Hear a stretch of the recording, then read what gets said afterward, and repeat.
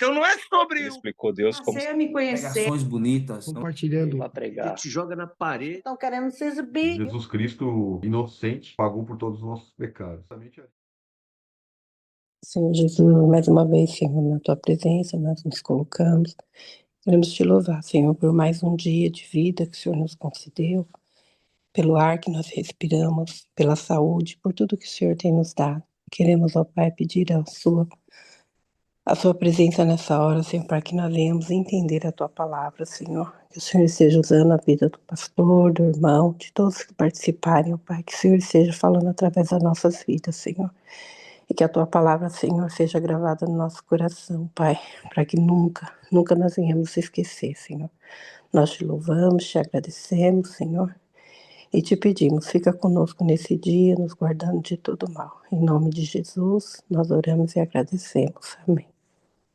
Zacarias capítulo 13, versículo 1 fala assim: naquele dia haverá uma fonte aberta para a casa de Davi e para os habitantes de Jerusalém, contra o pecado e contra a impureza.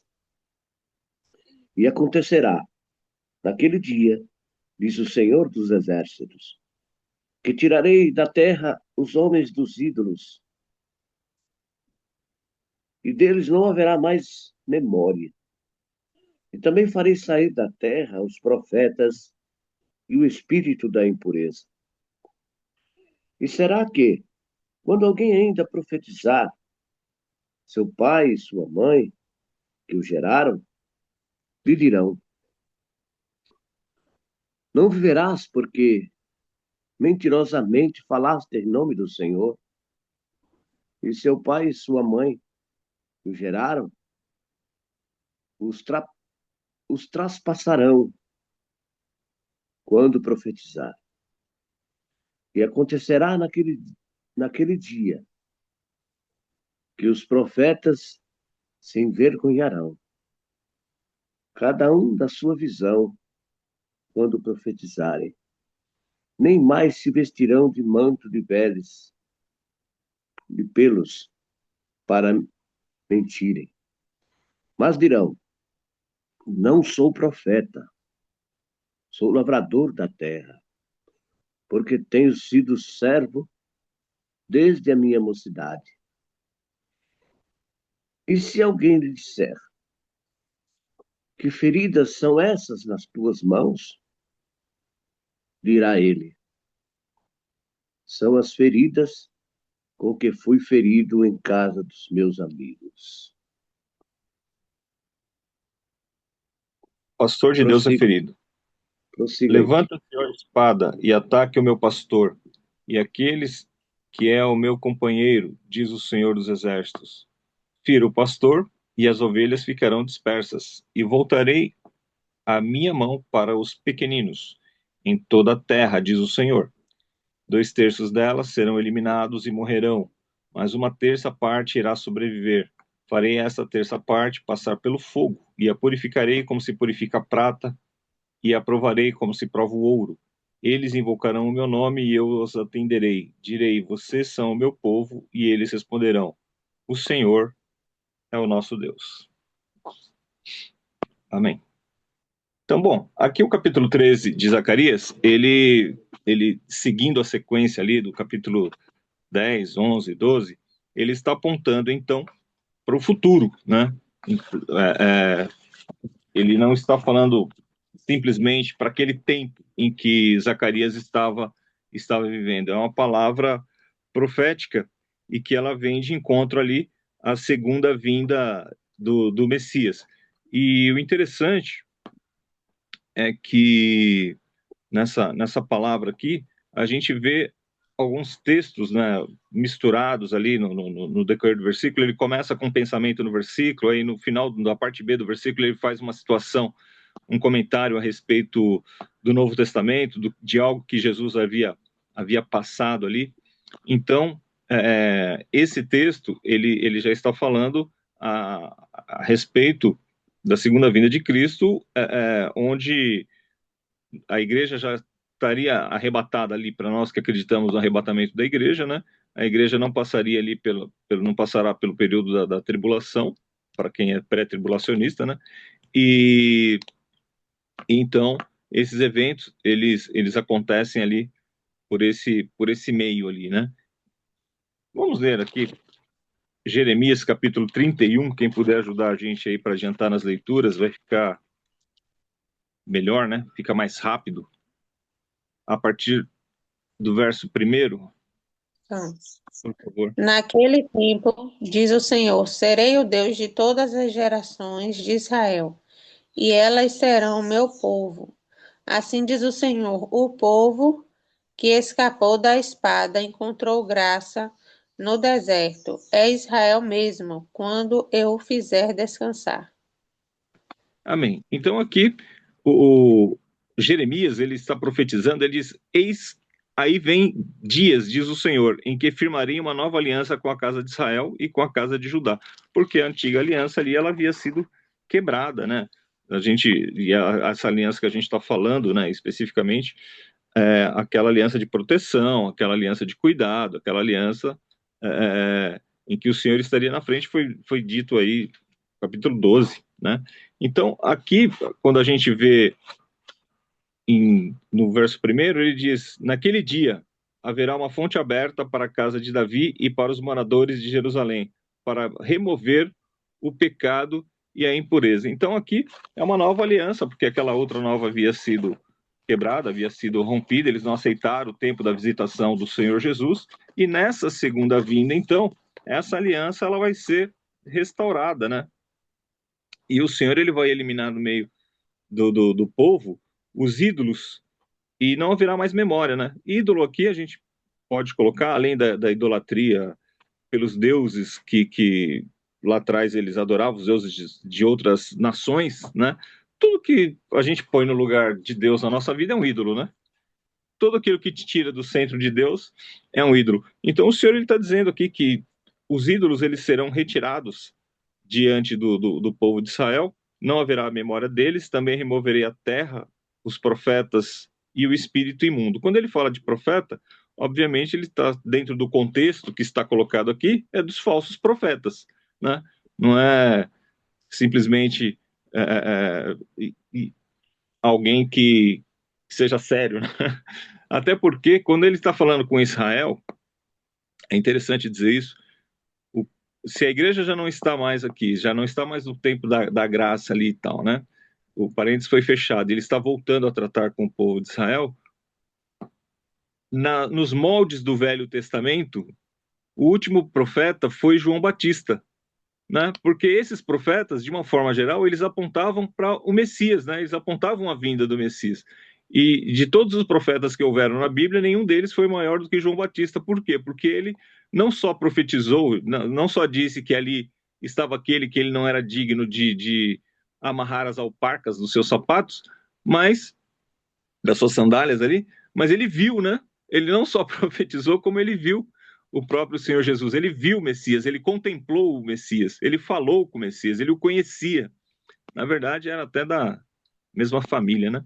Então, a gente vê que nos moldes do Velho Testamento, qualquer um que profetizasse seria um falso profeta. Por quê? Porque o último teria sido João Batista, aquele que profetizava apontando para o Messias, né? Então,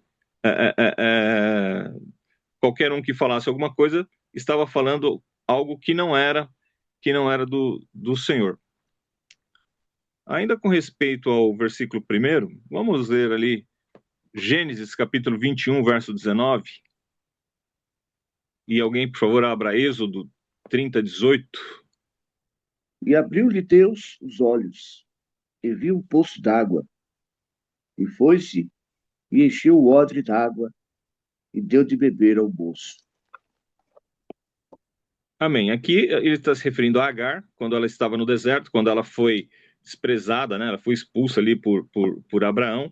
O menino estava chorando, ela estava ali preocupada com o próprio filho e tal, e eles estavam com sede, e o Senhor preparou para ela uma água no deserto. Ela preparou um poço ali, onde ela pôde saciar a sede dela, e o Senhor diz no texto aí, na sequência, que Deus era com o menino. Por quê? Porque ele era descendência de Abraão, e Deus disse que faria abençoado toda a descendência de Abraão, né?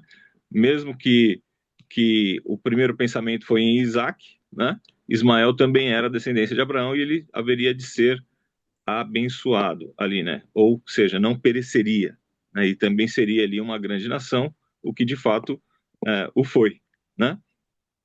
Então, o Senhor pode te preparar uma fonte no deserto, ele pode te preparar um poço, né? E ele pode matar ali a sua sede, né? E no verso de Êxodo 30, verso 18, o Senhor ele também vai falar a respeito aí ele já vai falar de purificação. Eu vou ler aqui, pastor. Amém. Fará também uma bacia de bronze, com seu suporte de bronze para lavar. Pô-la lazar entre a tenda da congregação e o altar, e deitarás água nela. É isso? Mais? Pode ler isso aqui. Pode ler, por Nela, favor. nela Arão e seus filhos lavarão as mãos e os pés. Quando entrarem na na tenda da congregação, lavar-se-ão com água, para que não morram. Ou quando chegarem ao altar para ministrar, para acender a oferta queimada ao Senhor. Lavarão, pois, as mãos e os pés para que não morram, e isso lhe será por estatuto perpétuo, e ele e a sua posteridade, através da sua geração. Amém. Disse, Então, não, tá tá, bom, pode deixar. Obrigado.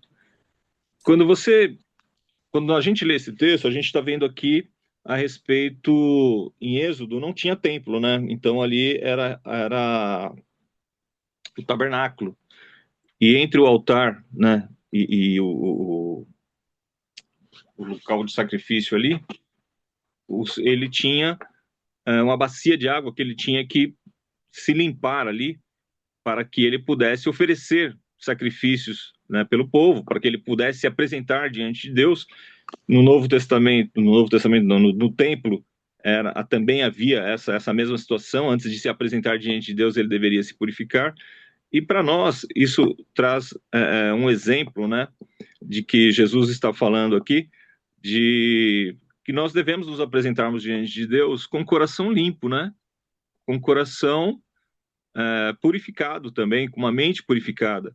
Você não vai subir no púlpito na casa de Deus lá para pregar, para ensinar os outros ou para buscar algo diante de Deus, se você tiver todo torto, todo errado e sabendo que você tem o prazer no pecado, sabendo que você está falhando, né? Porque isso você estaria com risco de morte, né?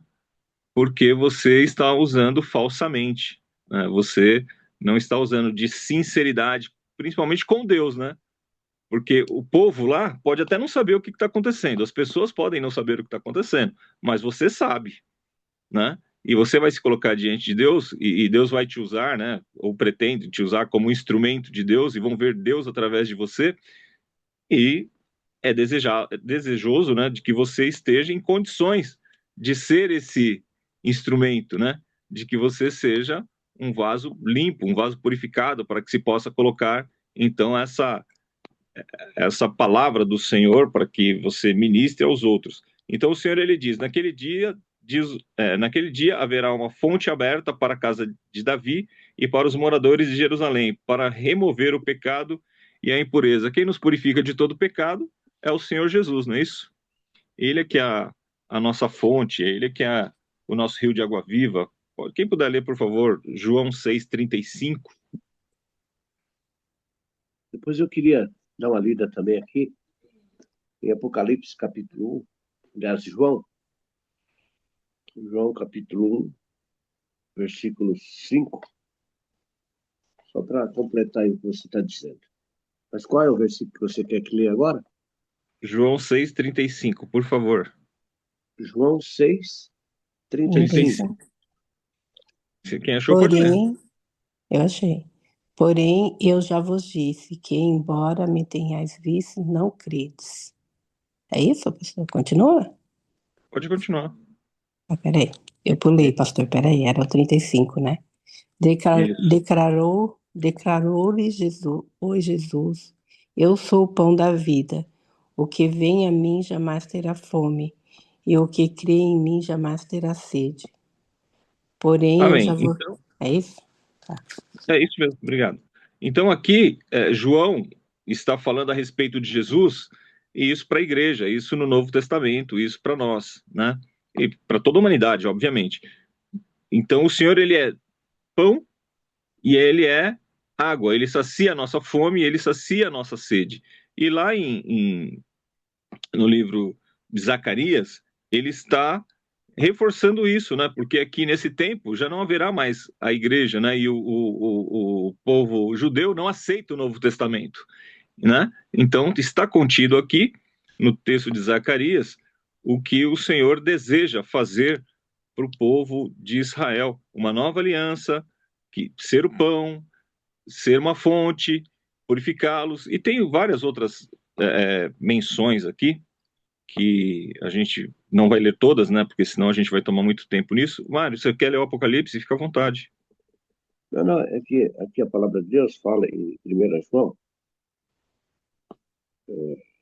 versículo 5, né? E 6, 7. Se dissermos que temos comunhão com Ele e andarmos em trevas, mentimos e não praticamos a verdade.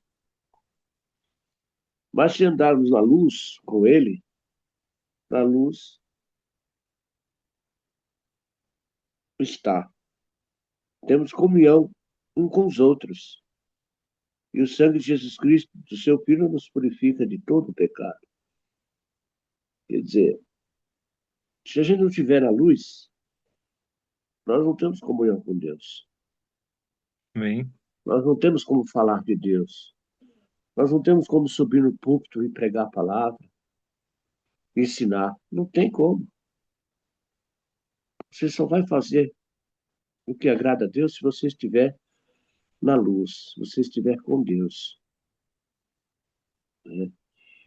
E para isso ele diz, ó, se confessarmos os nossos pecados, ele é fiel e justo para nos perdoar os pecados e nos purificar de toda a injustiça. Então nós temos todo momento, amados, estar confessando nossos pecados ao Senhor e pedindo para Ele nos purificar, nos perdoar, para que nós possamos prosseguir. Porque nós vivemos constantemente pecando. O cristão, então, nem se fala, é o que mais peca, porque peca sabendo que está pecando. Tudo bem que a gente tem um advogado, né?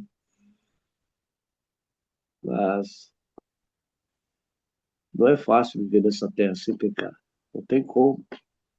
Por mais que você se esforce, por mais que você tente, haverá momentos que você vai escorregar. Mas você tem que ter a consciência de que tem que se voltar para Deus, pedir perdão, confessar os seus pecados. Amém? Amém. É isso mesmo. Aí ele diz: também removerei da terra os profetas e o espírito imundo. Né? Então, os profetas que a gente já citou aí são esses profetas falsos, né? Esses profetas que falam mentiras. E se ele fala que vai retirar o espírito imundo, é porque existe um espírito imundo, não é isso? Sim. Então, o mundo, né? Nós estamos vivendo uma batalha espiritual. E essa batalha espiritual, ela tem muito a ver com as contradições da palavra de Deus. Então, é claro que nós entendemos, né, que as pessoas querem ter uma liberdade, que as pessoas querem ter aí as suas práticas, né? Alguém, né? Tem uma cantora aí que ela gosta de falar, né, que o Brasil é um país laico e o Brasil, a Bíblia não é a Constituição e fala um monte de coisas, né? Então, e é verdade, ela não está errada de falar que o Brasil é um país laico e que o Brasil, que a Bíblia não é a Constituição, embora seja a base de Constituição de vários países do mundo, né, e do Código de Leis, mas ela diz isso para poder ter algumas práticas que a Bíblia condena, né? E aqui a Bíblia ela fala a respeito de que existe, né, no mundo espiritual, espíritos imundos. E esses espíritos, eles acabam, segundo o conceito cristão, segundo a palavra de Deus, segundo o conselho judaico, né, preceito judaico, porque aqui há Velho Testamento também, e esses textos, né, esses ensinos, eles têm o início lá em Gênesis, né, ali em Êxodo e tal, e quem não quer viver segundo essa palavra, ué, ela tem a liberdade de não viver, mas não significa que o mundo não jaz no maligno, que não tem um sistema de coisas aí que está imperando, que as coisas estão indo para uma prática totalmente contrária à palavra de Deus, sexualmente falando, moralmente falando, economicamente falando, né? Então, das pessoas se apossando do que não é delas, os maus governantes, as famílias destruídas aí, destituídas, né? As pessoas não conseguem ficar aí hoje, essas gerações novas, né? Não conseguem ficar 5 anos casados falando de uma pseudo felicidade, uma pseudo-liberdade, mas que liberdade é essa, né? Que você não consegue manter um compromisso, que você não consegue criar o seu filho, que você não consegue dar bons exemplos, que você não consegue conter o ímpeto da carne, né? Então, o cristianismo, né, o judaísmo, eles vêm contrariando isso aí. E para falar a verdade, né, até algumas outras religiões, né, elas também pregam isso, elas têm um senso ali de comportamento que acaba sendo prejudicial para a sociedade, né? Então o Senhor ele diz aqui na palavra dele que esse espírito imundo que incentiva as pessoas a terem práticas que são contrárias à sua palavra também ele cairá por terra.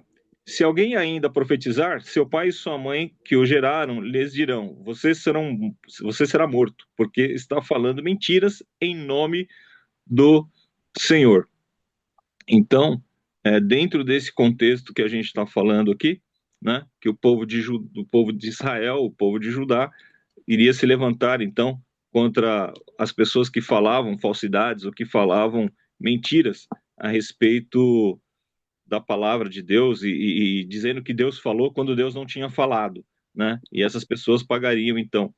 E aqui a gente começa a entrar num tema em que a gente vai ver do Senhor fazendo um contraponto. Ele, como a sociedade judaica o encarava no Velho Testamento e como ele está falando com aqueles que de fato são falsos. Então, se você pegar aqui e abrir um parênteses, você vai falar assim, ó, na vinda do Senhor Jesus, ele vai condenar aqueles homens que estavam falando falsamente. Então, a gente viu que no Velho Testamento, o profeta, ele anunciava o Messias. Ele falava de outras coisas, sim, claro, mas o forte era indicar que o Messias viria.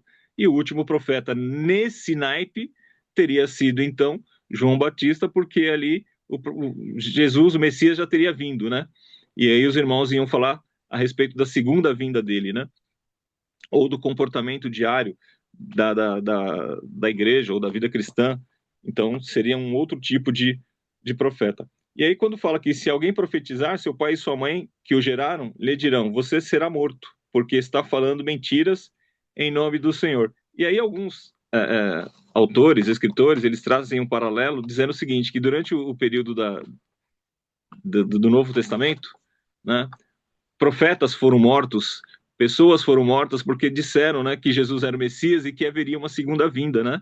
Então, pessoas foram mortas porque anunciaram que Jesus era o Messias. Então, eles pregavam a palavra de Deus e eles eram mortos porque disseram: você está falando coisas que não é do Senhor, porque esse daí não é. Então, é um contraponto que é feito, né? Lá na frente serão condenados aqueles que falaram falsamente, mas teve alguns que foram enviados por Cristo que não estavam falando falsamente, mas que não foram aceitos. Aí, na sequência, você pega: você será morto porque está falando mentiras em nome do Senhor. E seu pai e sua mãe, que o geraram, matarão a espada, quando ele profetizar. Naquele dia, os profetas terão vergonha de suas visões proféticas e nunca mais vestirão um manto de pelos para enganar as pessoas. Pelo contrário, cada um dirá: eu não sou profeta, sou lavrador. Trabalho no campo desde a minha juventude. Se alguém lhe perguntar: que feridas são essas nas suas mãos? Ele responderá: são as feridas com que fui ferido na casa dos meus amigos. Então aqui é uma profecia para frente lá, né? Como a gente está falando, mas também tem uma citação aqui, né, de uma forma meio que irônica, né, lembrando que foi o que foi feito com Cristo, né? Fala assim, quem foi esse que foi ferido, né? Então a gente sabido que os profetas, né, os falsos profetas, eles se mutilavam algumas vezes, né, para dizer que eram santos, para dizer que estavam recebendo algo, que eles estavam sofrendo ali pelo povo que não estava cumprindo a palavra de Deus, eles se mutilavam de alguma forma. Mas além disso, né, dessa questão da automutilação por parte de alguns que faziam isso lá, até né, em cultos pagãos, tem uma citação aqui, juntando com o versículo o 6 e o 7, né? Tem que se juntar o 6 e o 7, né? Para você entender que ele tem um quê de messiânico, porque ele fala: que feridas são essas nas suas mãos? Ele responderá: são as feridas com que fui ferido na casa dos meus amigos. Levanta-se, ó espada, e ataque o meu pastor. Qual foi o pastor que foi ferido com espada? Né? Jesus ali no monte, né?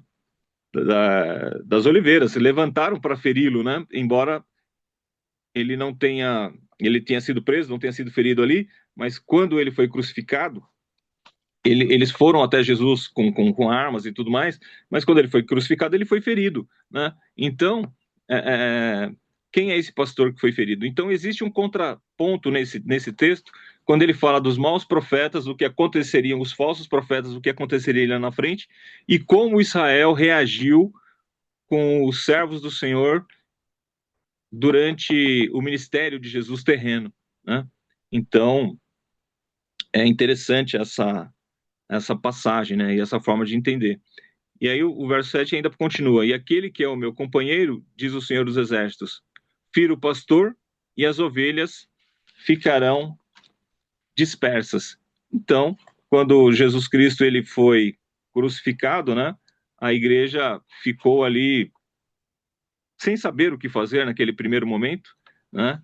E o próprio Pedro, que havia negado a Jesus ali, ele estava numa situação de desânimo, então foi necessário que o Senhor aparecesse à igreja, né? Depois de ressuscitado ali, para que ele trouxesse, né? Esse ânimo para o povo, para que ele ficasse evidenciado ali de que de fato ele havia cumprido o que havia prometido, né? Que ele ia levantar o templo, né? Que era o corpo dele depois de 3 dias, e o que impulsionou então a pregação da igreja até os nossos dias, né? Mas se não fosse isso, né? Feriu o pastor e eles iriam parar ali, né? Com o ministério, porque teoricamente teria acabado, né? Então vamos ler lá Marcos capítulo 3, verso 21, por favor, quem puder ler para a gente, e João 7:5. Marcos 3, 21 e João 7:5. Marcos 3, 21. Isso.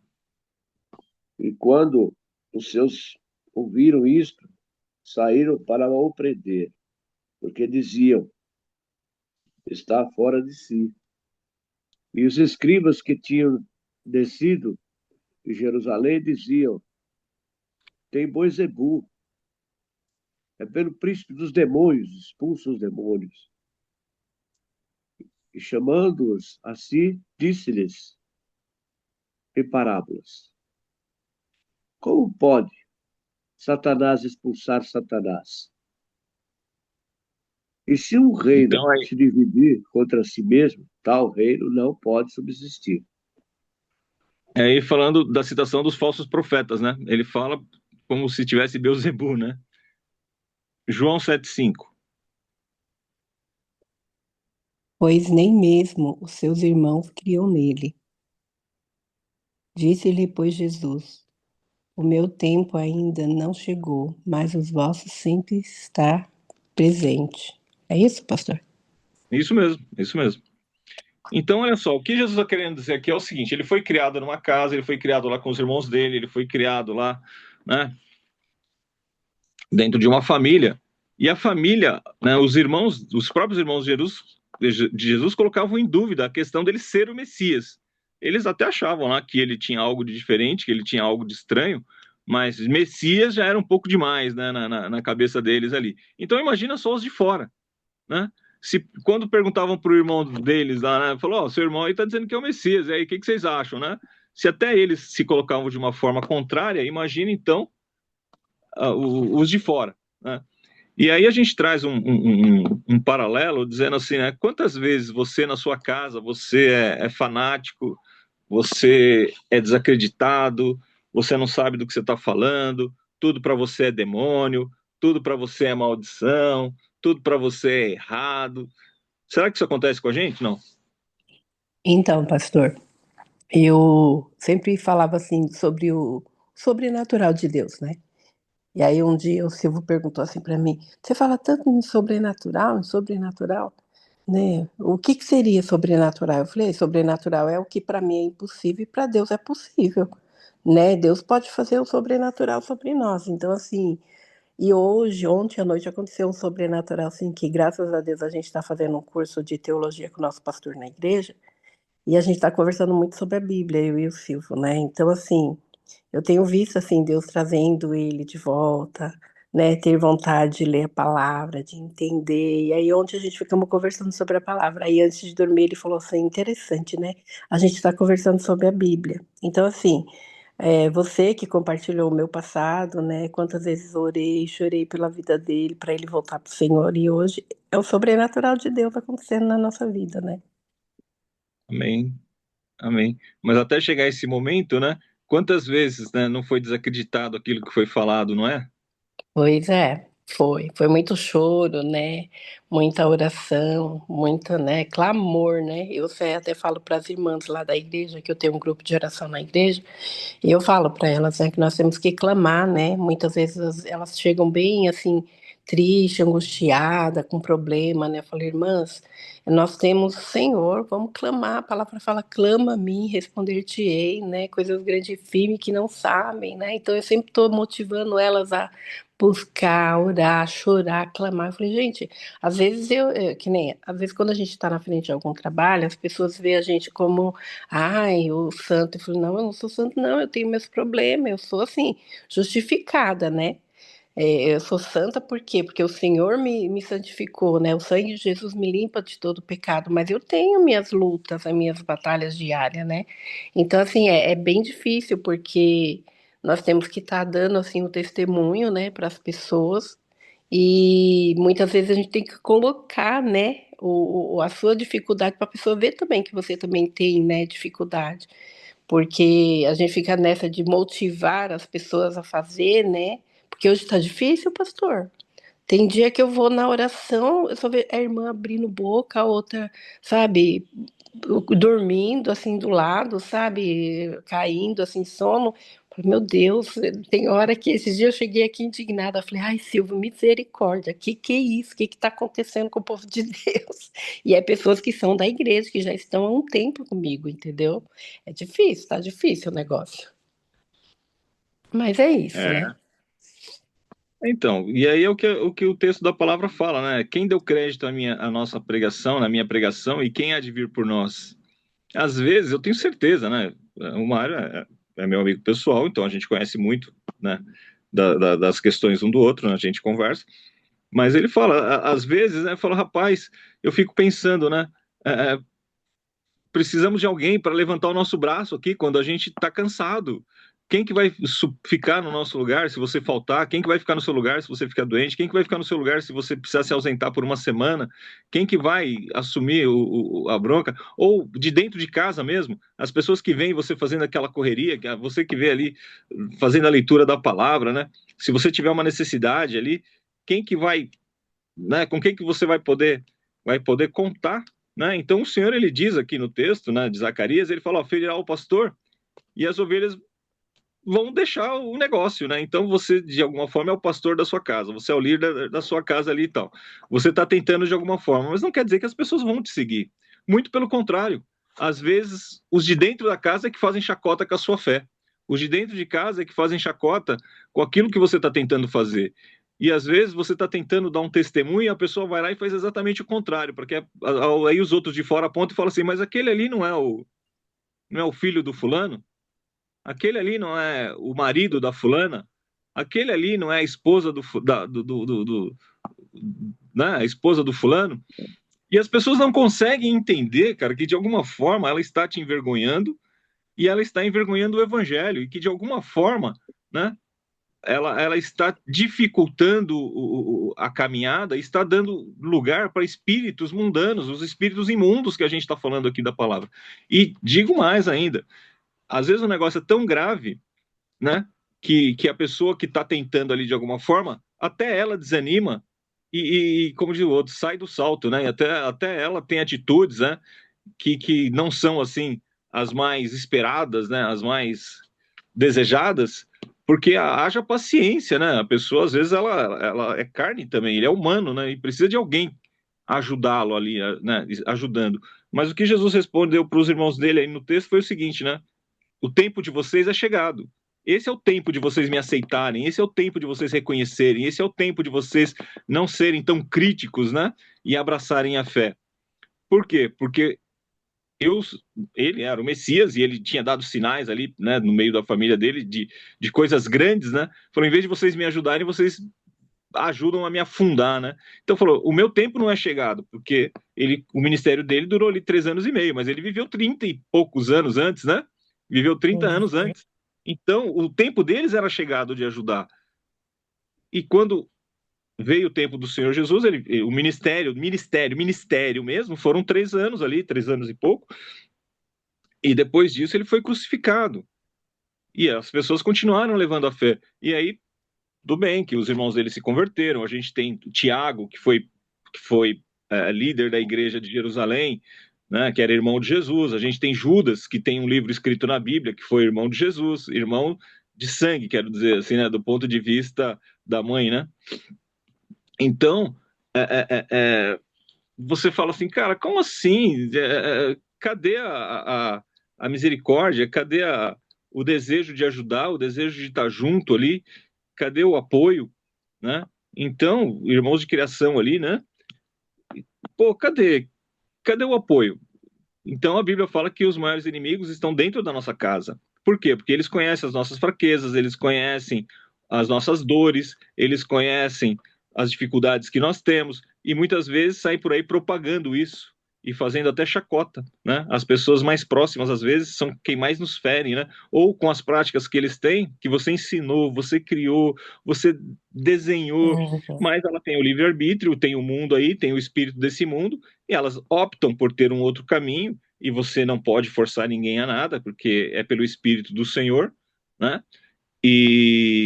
Mas você sofre, né? Então, É. esse texto ele vem muito nessa direção, né? Que se você ferir o pastor, as ovelhas ficam dispersas. Se você ferir o pai e a mãe ali, os filhos vão ter as dificuldades. Se você, de alguma forma, né, for afligido pela sua família, que você lembre que você não foi o primeiro. Mas que o Eu Senhor sempre, ele pode dar vitória conforme o seu testemunho e conforme a gente vê pela história, né, do Senhor Jesus aí. eu sempre falo, pastor, quando aquele versículo fala para nós amarmos o próximo, né?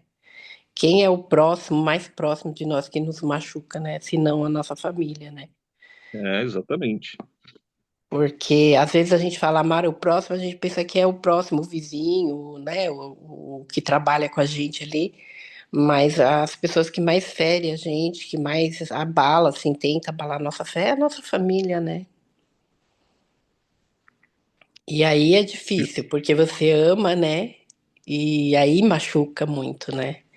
Mas nós temos que amar e perdoar, né? E orar pela vida deles, né? Amém. É, Até 70 vezes 7, como diz o outro, né? é o que Amém. fala lá em Romanos. Lá em Romanos É. diz, Romanos 15, 1 fala que, mas nós que somos fortes, segundo eles, né, devemos suportar as fraquezas dos fracos e não agradar a nós mesmos. Olha só. É. Portanto, cada um de nós agrade ao seu próximo, do que é bom para edificação, porque também Cristo não agradou a si mesmo. Então, nós temos isso como exemplo de Cristo, E diz assim, ó, viver para si mesmo, sem se preocupar com os demais, é a marca do egoísmo, vai É. ver, e do orgulho. Citando o exemplo do Senhor Jesus, nos exorta a não, a não procurarmos o que nos agrada, mas sim o que agrada os outros. E aí? Pode? Você aguenta? Você suporta? Então, teve um dia que eu fui viajar com dois amigos nossos, eu e o Silvio, e esse rapaz, ele é desviado, assim, eu falo que ele é desviado porque a pessoa começa a falar contra o evangelho, então, né, ou tá junto ou tá fora, né? E aí ele, o tempo todo ele falando da igreja, assim, o tempo todo ele falando contra a igreja. E eu e o Silvio. Aí eu falei pro Silvio, falei, amor, não entra nesse mérito. A gente tem que ter, porque assim, é uma pessoa que a gente está tentando trazer de volta. Aí eu falei, amor, não entra nesse mérito de ficar discutindo Bíblia com ele. Aí ele pegou e falou assim, ah, é verdade, né? Eu falei, porque você não vai estragar o passeio. Aí teve uma hora, pastor, que eu fiquei, sabe? Aí eu olhei assim para ele e falei, irmão, você tá com a gente. Eu sou igreja. Se você fala da igreja, você tá me machucando. Aí ele pegou e ficou assim, eu falei assim, se é pra gente continuar no passeio e ficar bem, então vamos parar com essa conversa, porque você tá me machucando. Aí ele ficou assim e parou, sabe? Cessou assim aquilo. E aí quando ele falava, ele já era mais brando e deixava a gente também, né? Então assim, nós estamos vivendo tempos difíceis que as pessoas estão usando a Bíblia contra nós, os que estudam, buscam a Bíblia, vive, tenta viver a Bíblia, né? Viver o Evangelho. Então é difícil, tá difícil o negócio. Você ia comentar alguma coisa, Mário? Não, não, aqui, eu não quero nem falar, porque os escândalos estão aí. É, mas a gente E tem que se proteger, né, irmão? O nós livro vivemos de uma época da internet em que qualquer coisa que se faz de errado vaza rapidinho e É, só Deus sabe onde o vai parar, né? E isso problema não está é só o afastando errado, muitas não. pessoas de Deus, viu? Está afastando muitas pessoas de Deus e da igreja. Não Tem digo o errado, mas certamente tem a de Deus, calúnia, né? né? Porque eu vou te falar, cara, tá complicado, viu? Tá complicado. Hein, Mário? Mas O olha, problema é que nós tem o estamos errado. aqui para. Oi? Eu estou dizendo, o problema é que tem o errado, mas também tem a calúnia. E aí a pessoa calunia, ela fala alguma coisa que não é uma verdade, acaba com o ministério da pessoa, ou acaba com o nome da pessoa, e até ela provar aquilo que não é, porque as pessoas têm prazer na queda do outro, né? Mesmo que não seja verdadeira, né? Você sabe que o diabo ele vai aumentando, né? É, exato. Ele, uhum. ele Exatamente isso. olha e fala aí. A Em semelhança de Deus aí. Mateus capítulo 26, no verso 31, ele diz aqui, ó, então Jesus disse aos discípulos: esta noite serei uma pedra de tropeço para todos vocês, porque está escrito: ferirei o pastor e as ovelhas do rebanho ficarão dispersas. Mas depois da minha ressurreição irei adiante de vocês para a Galiléia. Mas Pedro, tomando a palavra, disse a Jesus: ainda que o Senhor venha a ser um tropeço para todos, nunca será para mim. Mas Jesus lhe disse: em verdade lhe digo que esta noite, antes que o galo cante, você me negará 3 vezes. Então você veja aqui que o Senhor já tinha avisado que ele seria como uma pedra de tropeço, né? E que as pessoas cairiam. Por quê? Porque ferirá o pastor, como diz aqui o texto, né? Então ele está citando esse texto, na verdade, né? Você fere o pastor e as ovelhas, elas vão sumir. Dispersar. Mas o Senhor está dizendo: voltarei a minha mão para os pequeninos em toda a terra, diz o Senhor. Então ele está dizendo aqui, ó, vocês vão se escandalizar, vocês vão ser perseguidos, vocês vão se sentir solitários, mas calma, vai para Galiléia lá, porque eu vou aparecer para vocês aqui. Pedro, no primeiro momento, não entendeu, ou ele bateu no peito falando, não, eu não, Senhor, né? E na verdade aconteceu, né? Então nós também temos esse problema, nós, como disse bem a Zilma aí, nós somos santificados, nós não somos os santarrões, né? Nós estamos passando por um processo até que o Senhor Jesus venha. Então, até lá nós vamos errar, nós vamos falhar, mas nós estamos tentando ser aperfeiçoados e ser instrumentos de Deus de alguma forma, mas isso não quer dizer que você não vai ter problemas, não quer dizer que você não vai perder a paciência, não quer dizer que você não peca, não quer dizer que eventualmente você possa até cair. Mas, como diz Miqueias lá, né? Ó inimiga minha, não te alegres a meu respeito. Ainda que eu tenha caído, levantar-me-ei. E ainda que eu esteja em trevas, o Senhor será a minha luz. Não é isso? Então, nós temos um Redentor, nós temos um Salvador, nós temos uma esperança. O problema é que enquanto as pessoas estão na ignorância, enquanto elas estão ligando aí para a voz desse mundo que está pregando uma liberdade que não é liberdade, enquanto ela está pregando uma coisa, né, que não é boa, né, e muitos estão indo nesse embalo aí, né, a gente sofre, porque são os nossos filhos, são os nossos parentes, né, e tem muita gente que está perdendo até casamento, tem aí obreiros, né, e obreiras, né, que estão perdendo seus cônjuges, não é isso? E estão aí tendo que deixar o ministério de lado, porque ela não pode estar ali na frente, porque a igreja não, ela tem uma resistência, né, a não aceitação para aquele casal que foi desfeito, que estava na frente da obra e se separou, né? E aí é uma das formas que o inimigo está fazendo para poder quebrar ministérios. Além da questão financeira, né, que às vezes as pessoas crescem os olhos, além da questão do poder, que a pessoa acha que ele é dono das pessoas que estão frequentando o ministério, né, quer vender até voto. Então, tem essas questões, mas também tem essa questão aí familiar, né, em que existem problemas e que existem essas dificuldades. No verso 8, o Senhor diz aqui, né, ele, a respeito de Apocalipse, 2/3 delas serão eliminados e morrerão. Ele está falando a respeito da humanidade. Aqueles que, né, não foram arrebatados, aqueles que estão passando pela grande tribulação, vem lá em Apocalipse, capítulo 6, começam ali os flagelos, né? E tudo diz, né, 1/3 da humanidade vai perecer, 1/3 da natureza vai ter problema, 1/3 das águas vão ser poluídas, 1/3, 1/3, 1/3. O que ele quer dizer? Que a maioria das coisas vão perecer. Vai ter uma minoria, um remanescente que vai ficar firme em Cristo, que vai ficar firme no Senhor, uma minoria que vai se apegar com Deus, e esses serão aí resgatados, e esses serão cuidados, e eles serão transformados. Mas a grande maioria não é o que vai acontecer. E aí o Senhor diz no versículo 9: farei essa terça parte passar pelo fogo. Mesmo aquela que sobreviver, né, vai passar por uma dificuldade tão grande que eles vão ter que estar confiados ali no Senhor, porque eles serão provados no fogo. E eles invocarão o meu nome e eu os atenderei. Direi: vocês são o meu povo, e eles responderão: o Senhor é o nosso Deus. Aqui, queridos, ele está falando, né, uma palavra dura, né, uma palavra profética, uma palavra ali para a segunda vinda de Cristo, é uma palavra para o povo judeu, né, em sua maioria aqui, né, esse texto de Zacarias, o remanescente de Israel vai se lembrar desse texto aqui, né, e vai conduzir as pessoas, né, por o que aconteceu e por o que está acontecendo no mundo. Mas eu só queria traçar um paralelo aqui e lembrar que os cristãos também foram muito perseguidos, né?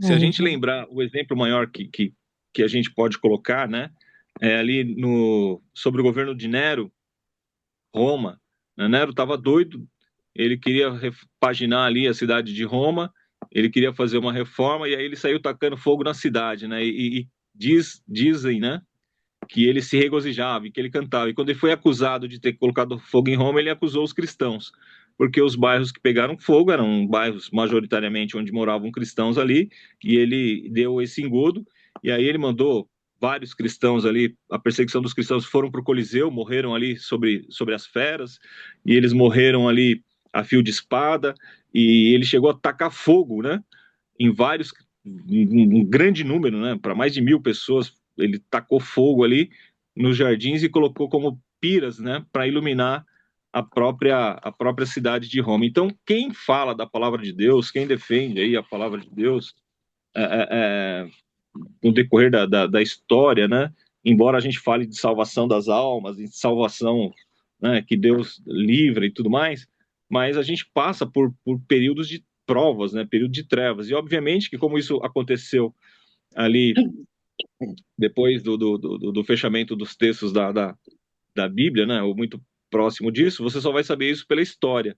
Então, se você pegar ali na história, né, você pode acessar a internet, pode ver lá o governo romano de Nero, né, e isso vai estar fartamente documentado a respeito dessa perseguição e a respeito do que aconteceu ali com os cristãos, né? Então, a gente que de alguma forma está num país onde você tem a liberdade, né, de pregar o evangelho, existe um sistema aí que ele está contrário às práticas bíblicas, né? Diz que nós somos preconceituosos, que nós não somos a favor da união, que nós não temos amor coisa nenhuma, e as pessoas querem viver segundo as suas próprias leis e tal, mas você ainda pode pregar.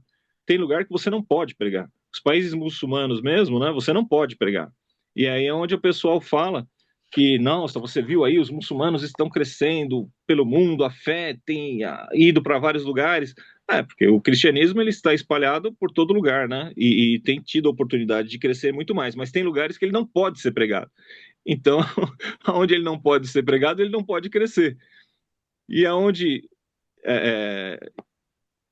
as outras religiões podem pregar, é lógico que elas vão crescer, porque ela tem liberdade para poder fazer discípulos ali, né? E então isso acontece fartamente. Se você pegar o continente africano, que grande parte dele é islâmico, se você pregar uma outra palavra ali, você pode morrer, né? E Mas tem muitos você pode. cristãos morrendo, né, pastor? Sim, A sim, gente está falando do passado, mas hoje tem a igreja perseguida, né? Tem muitos aí exatamente. morrendo ainda pelo evangelho, né? Pela palavra, né? Então, servindo a Deus escondidos, né? Em alguns lugares eles Exatamente. dividem a Bíblia, né? Cada um fica com uma página, né? Então é forte o negócio. E é isso que a gente tem tentado trazer, né, para os irmãos aqui, né, que vão nos ouvir no futuro. Não sei, a gente fala de uma forma geral, né? Que eu não posso dizer o quanto que o Mário, quanto que a Tamires, quanto que a Ruth, quanto que você, quanto que os outros irmãos que veem esse vídeo, que participam aí, eventualmente e tal, leem a Bíblia ou não. Não estou fazendo juízo de caráter nem de valor da fé de ninguém, mas a gente incentiva, né? Isso que eu quero dizer. A leitura da palavra de Deus, incentiva que a pessoa compre Bíblias e doe Bíblia para a família. Às vezes você tem um irmão que não tem uma Bíblia, às vezes você tem uma prima que não tem uma Bíblia, às vezes você tem um parente que não tem uma Bíblia. Compra a Bíblia, doa uma Bíblia, né? Deixa de presente lá, eventualmente a pessoa vai abrir, porque tem casas aí hoje, né? Na década de 80 ali era difícil uma casa que não tinha uma Bíblia. Hoje é bem comum casas que não tenham Bíblia, né? Seu filho vai morar sozinho, vai morar lá em outro lugar, dá uma Bíblia para ele, né? E deixa o celular de lado. Eu sei que muita gente lê o celular, a Bíblia no celular, né? Mas deixa o celular de lado. Você vai ter muita distração com o celular. Pega só a Bíblia, lê o texto da Bíblia aqui, ó. Carrega no seu carro, põe no seu armário, enfim, né? Sublinha, escuta aí podcasts, escuta aí YouTube.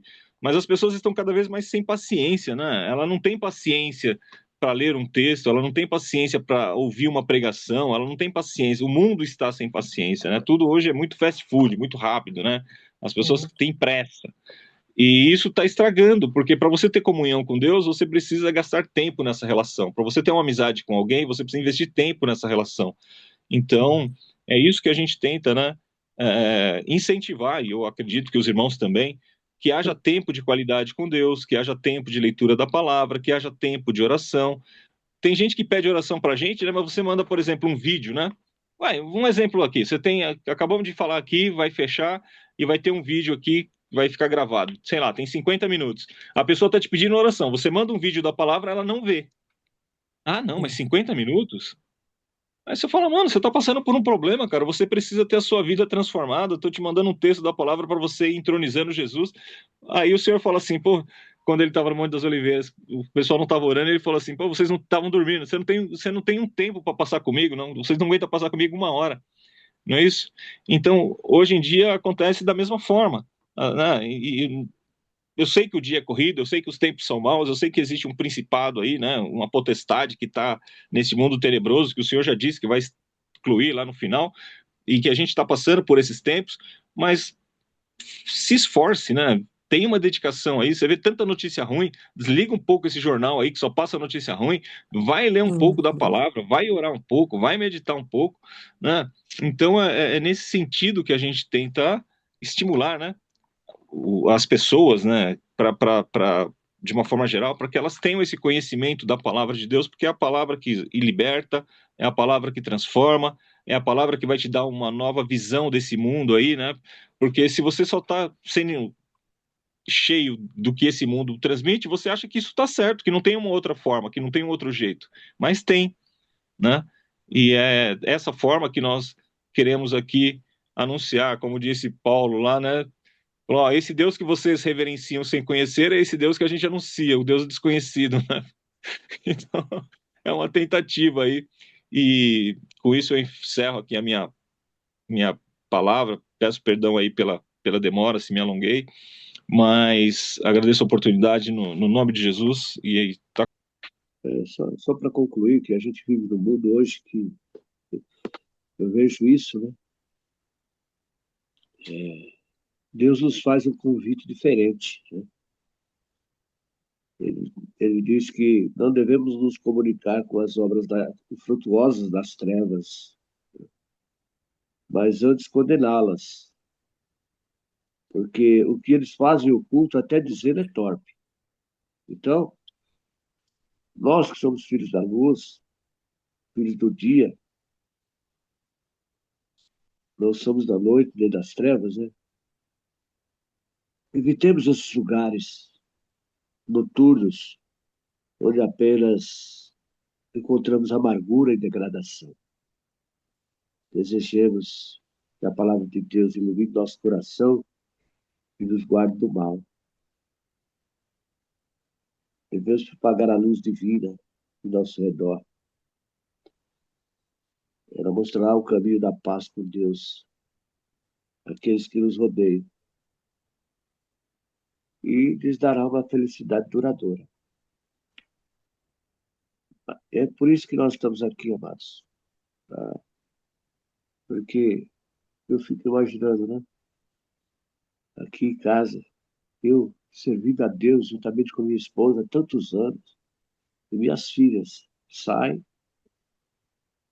dormem hora, 10 horas da noite, aqui desse lugar, passa a noite fora, chega 4, 5 horas da manhã. Elas não têm medo, elas não, sabe, elas, é o mundo delas. Como posso eu viver uma situação dessa? Foi difícil. Elas não estão mais aqui. Mas até poucos dias atrás eu estava nessa situação. Porque eu quis. Engraçado, veio uma, a outra veio junto no mesmo dia. Eu fui tirar uma de uma situação difícil, fui ampará-la, porque para não perder a vida dela. A outra chegou junto. Ah, eu vi porque a fulana veio. Eu as recebi novamente. Mas e aí? Tentei levá-las para a igreja, até levei uma delas, mas ela permaneceu? Não permaneceu. Deu no que deu, que você sabe da história hoje. Então, amados, cada coisa que acontece na vida do cristão, cada cruz que a gente tem que carregar, depois de tanto tempo, eu falei com Deus, falei, Senhor, tem misericórdia de mim, me dá graça, me dá graça. É o que a gente falou, irmão, nós temos que amar, né? E quando é nossa família, é mais ainda, né? Então, Eu acho que não tem um pai e uma mãe que não tá passando por um processo complicado, né? Eu também tô passando por um processo, assim, difícil, a ponto, assim, dos meus filhos irem embora de casa e entregarem a Bíblia deles para mim. Aí eu falei, vocês não vão levar a Bíblia? Ah, não, mãe, tem no celular agora, tal. Eu falei, tá, então eu vou guardar, porque um dia vocês vão vir buscar ela. E tô orando, buscando a Deus pela vida deles, né, amando. Uma coisa assim que eu fico assim mais assim tranquila é porque quando eles querem fazer algo assim que eles, né, sabem que é errado, eles meio que escondem de mim. Aí eu falo, até falo pro meu esposo, se tá escondendo é porque sabe que tá errado, então já é uma vantagem, né? Então assim, eu procuro ver nas pequenas coisas, até nisso, ó, neles esconder de mim, que eles acham que a gente que é pai não vai saber, né? Deus revela para nós, né? E, e aí eu vejo, eu falo pro Senhor, tá vendo? Se tá escondendo é porque sabe que é errado. Então, o que foi ensinado tá lá, tá lá. Então, eu sempre tô orando para o Senhor trazer, né, no coração deles, né, o Espírito Santo convencer eles do pecado, né, da justiça e do juízo e trazer eles de volta. Porque a palavra fala não é por força e violência, né, pelo Espírito de Deus. Então, que o tempo certo, né, eu fiquei 14 anos orando pela vida do meu esposo, o Jurandir, né? Lembra dessa fase? Foi bem difícil, foram situações bem complicadas que eu passei. Mas em todo o tempo eu orava e falava, Senhor, eu não vou perder o meu casamento. O Senhor falou que era ele que o Senhor tinha para mim, que nós iríamos viver um tempo, né? Para fazer a tua obra. E hoje eu tenho vivido isso. Então foi um tempo bem difícil. Hoje eu tenho vivido isso com meus filhos, né? Que não seja 14 anos, mas que seja menos, mas que o Senhor traga os meus filhos de volta para Ele. Eu falo sempre, Senhor, antes deles serem meus, eles são seus, então traz de volta, Deus. Mas assim, é difícil, né? A gente sentir assim, ficar tranquilo, né? Hoje eu tô mais tranquila, né? Não que eles estão fazendo tudo certo, não tá. Mas assim, a paz do Senhor tem, né? Eu passei por esse processo da dificuldade, de chorar, né? Hoje eu falo, Senhor, eles são seus. Então eu não vou me cansar de orar. Mas são adultos, né? Então não tem muito que eu fazer para trazer. Que nem quando eu era criança eu levava a força para a igreja, mas hoje não dá mais, né? Então é só dando assim o testemunho mesmo. E sempre que eu posso, eu tô ali levando, injetando a palavra, né? É com amor, irmão. É com amor que a gente, né? O amor, ele quebra tudo, né? E a paciência Isso. E a sabedoria. Porque a gente também. tem que ter a sabedoria para falar, né? No tempo certo, falar com eles. Eu tô de um jeito, irmão, que eu espero, assim, brechas. Deu uma brecha, palavra. Aí, às vezes, nas nossas conversas, assim, deu uma brechinha, eu jogo a palavra. Eu falo, "Ah, mas a palavra fala isso, né? Então é coisa assim que é o que eu tenho usado como estratégia, né? De não deixar de falar a palavra para eles. E eles sabem, né? Esses dias, conversando com a minha vizinha aqui, ela falou: Menina, eu estava conversando com o teu filho. Não tinha uma parte da Bíblia que eu falava que ele não entrava e abordava e comentava. Então, ou seja, tá lá, né? Então Deus mostra assim pra gente, Deus dá sinais que ele tá fazendo, né? Mas é o tempo, é o processo, né? Tem um processo que eles vão ter que passar e a gente também, né? Com certeza. O que nos conforta, irmã, é que a palavra não volta vazia. Tudo que eles Sim, ouviram está dentro deles. E no momento é, certo, Deus vai usar eles. é, Eu creio sim, sabe? Eu eu estou passando por um momento difícil em relação a eles, mas eu sei que na hora certa Deus vai resgatar, porque a palavra do Senhor é esta. Eu e minha casa serviremos ao Senhor. Eu creio amém, nisso. Eu estou aqui amém. orando por eles. Onde eu vou, eu peço oração pelos meus filhos, pelas minhas filhas, para que Deus as resgate. Você Amém, vê, amados? meu netinho nasceu. Falei pro meu filho, você não vai apresentar a Deus? Ah, mãe, eu vou deixar ele crescer e escolher o que ele quer seguir. Aí meu netinho tá ficando comigo, o que que eu faço? Coloco o louvor e danço com Isso, ele, e brinco com ele, e falo a historinha da Bíblia pra ele.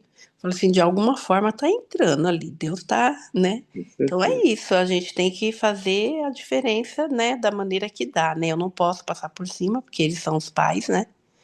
Mas, Eu pode- queria falar só rapidinho. Fala, Ruth.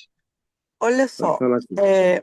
eu sei que a gente fica assim, querendo ver logo eles servindo de alguma forma, mas tem um versículo que ele é fiel na minha vida, e foi por causa dos meus pais, que fala: ensina a criança o caminho que deve andar, e até quando ele crescer não se desviará dele.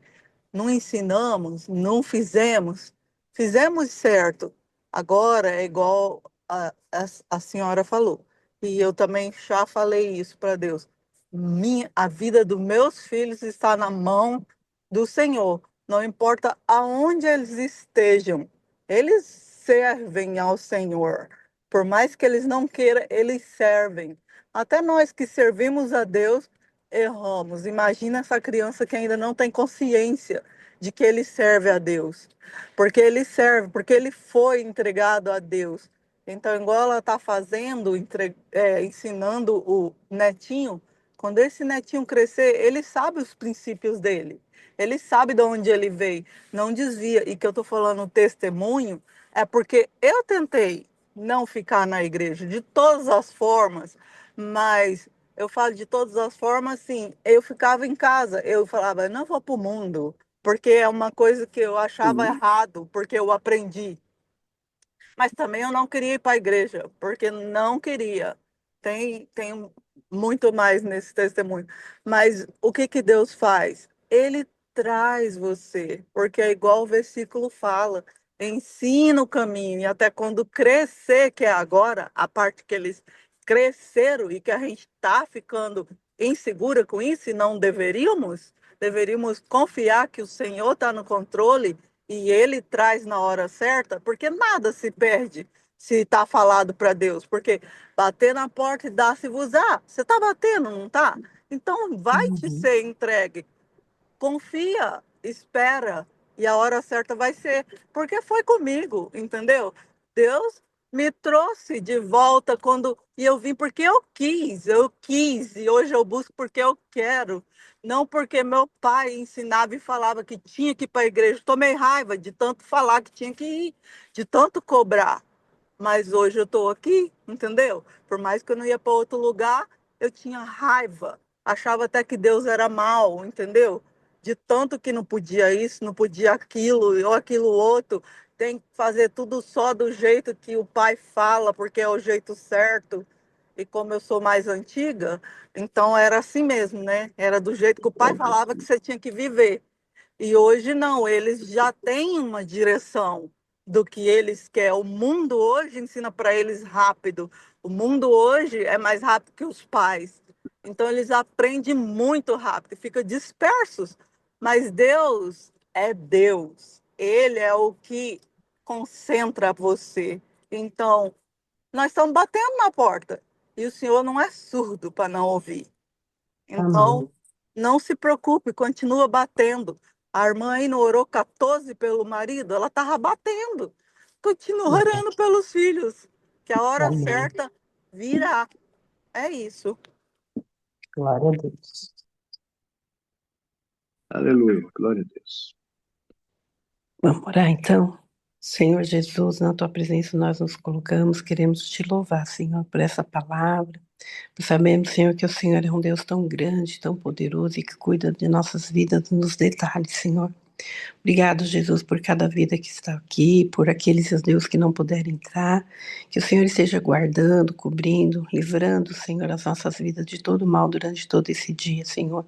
E que a sua presença, Senhor, possa ser, ó Pai, sentida no nosso coração, Senhor, de uma maneira sobrenatural, Pai, e que as pessoas possam ver a Sua luz através das nossas vidas, Senhor, que nós possamos levar a Tua palavra, Senhor, onde quer que nós formos, ó Deus. Obrigado, Jesus, pela vida do Jurandir, do irmão, de cada um que aqui está, Senhor. Que o Senhor esteja, Senhor, guardando, Senhor, e protegendo, e que amanhã, Senhor, nós possamos estar aqui novamente, Senhor, estudando a tua palavra. Em nome de Jesus, nós te louvamos, Senhor, pelos nossos filhos, por tudo que o Senhor já fez na vida deles e por tudo que o Senhor irá fazer, Pai. Nós te louvamos, Senhor, porque sabemos, ó Pai, que nós e a nossa casa serviremos ao Senhor e nós tomamos posse desse versículo, Pai. Que o Senhor, Deus, esteja convencendo eles do pecado, da justiça e do juízo e trazendo eles de volta ao teu amor, Pai. Em nome de Jesus, fica conosco nesse dia. E guarda, Senhor, cada irmão que vai estar indo para o trabalho e livra-nos, Senhor, de todo o mal. Em nome de Jesus eu oro e te agradeço. Amém. Então não é sobre Ele explicou Deus como Passei a me conhecer. pregações bonitas. Compartilhando. A gente se joga na parede. Estão querendo se exibir. Jesus Cristo, inocente, pagou por todos os nossos pecados.